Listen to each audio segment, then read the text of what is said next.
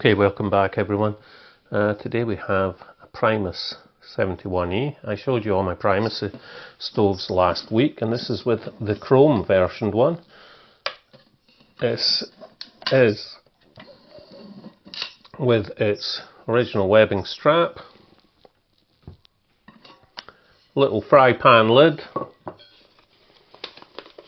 Primus instructions, and for this one it's for the one that has the mixture adjustment. If you're using a poorer benzene or alcohol mix, you can actually lower the amount of air going in.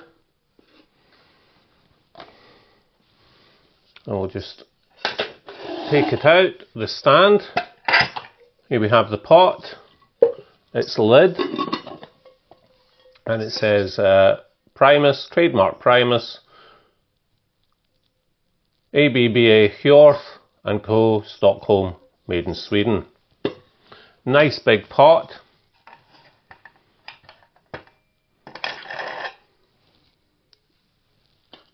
The handle for the pot and the lid just fits in at the top.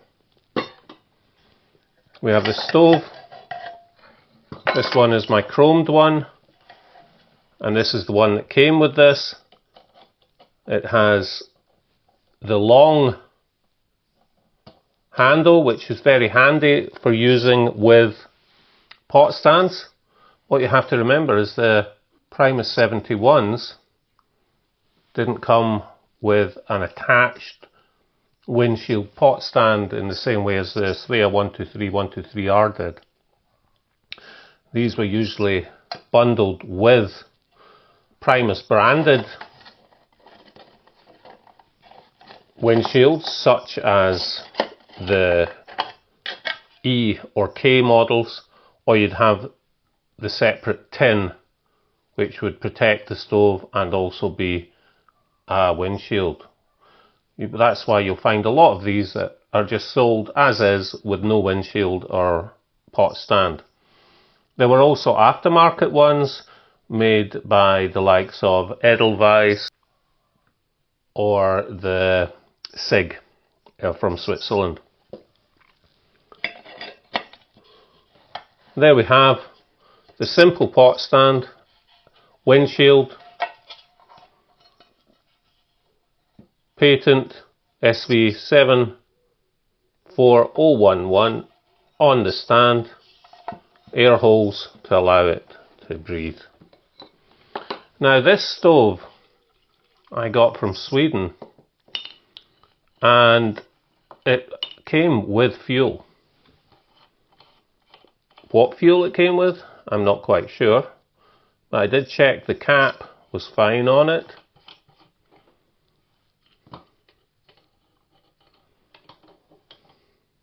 It smells like Coleman fuel. The weld solder at the bottom is fine for the PRV, and the same at the top. It has a nice deep well for priming with alcohol. You could use petrol to prime it as well. Alcohol's cleaner. So what we'll do is I'll show you this running without the pot stand, and then later I'll put it in the pot stand and we'll boil up some water just to see how efficient it is. Remember, this stove, it's old. I'll just keep this away from my camera.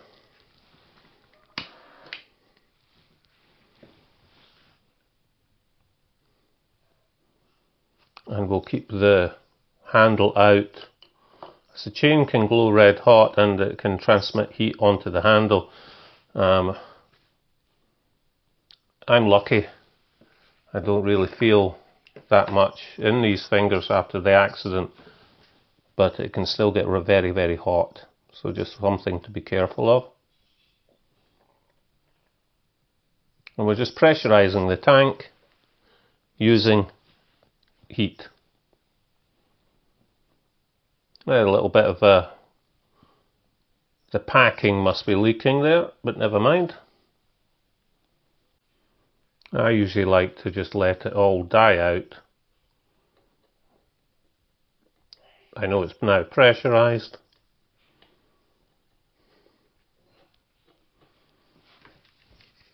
And we'll just give it a start.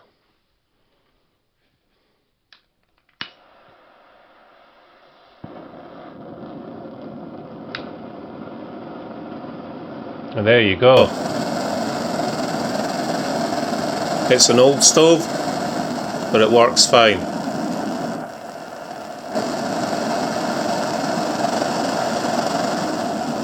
I love the fact that it's chrome as well. And listen to that noise of the roar.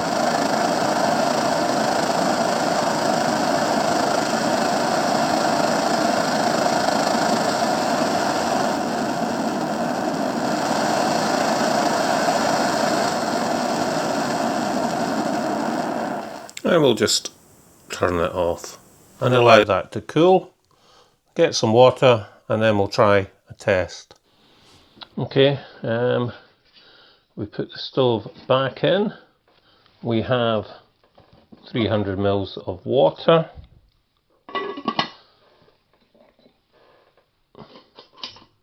We'll just get the timer out and ready. Just move the stove over away from the camera. It does get very hot. Now we'll take this off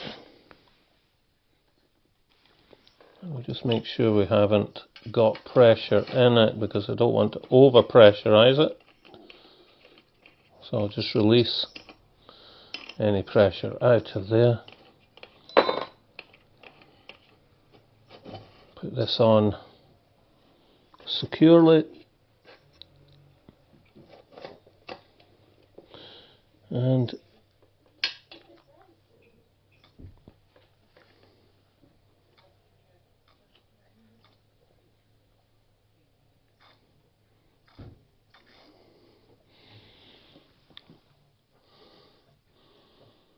put in some alcohol just to prime it.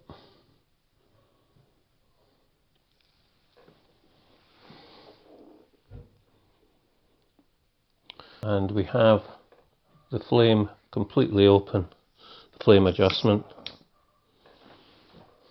We'll just make sure that the actual valve is closed. There we go. Just move this slightly over here so we can see it a bit better.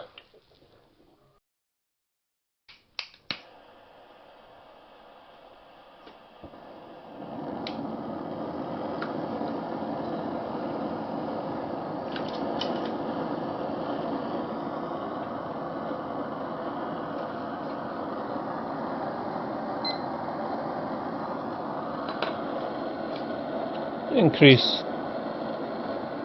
You don't have to bother about a cleaning pin on this.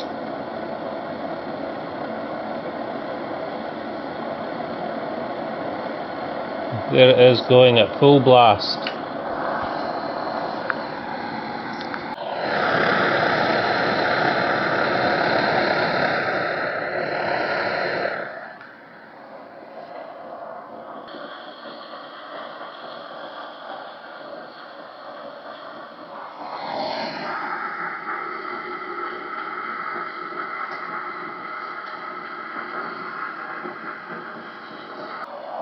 .300 mils of water is now boiling.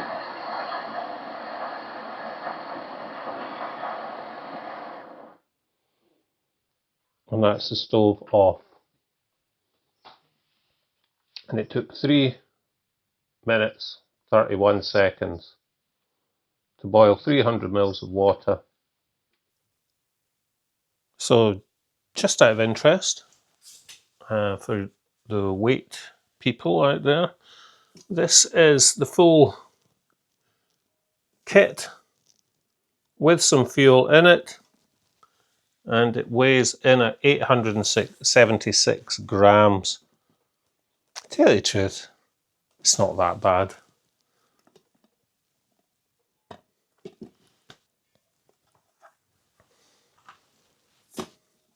So that is Primus 71 E, a self-contained cook set with a quite nice chromed Primus 71 petrol stove inside. Now, hopefully you enjoyed this video, gave you something to think about.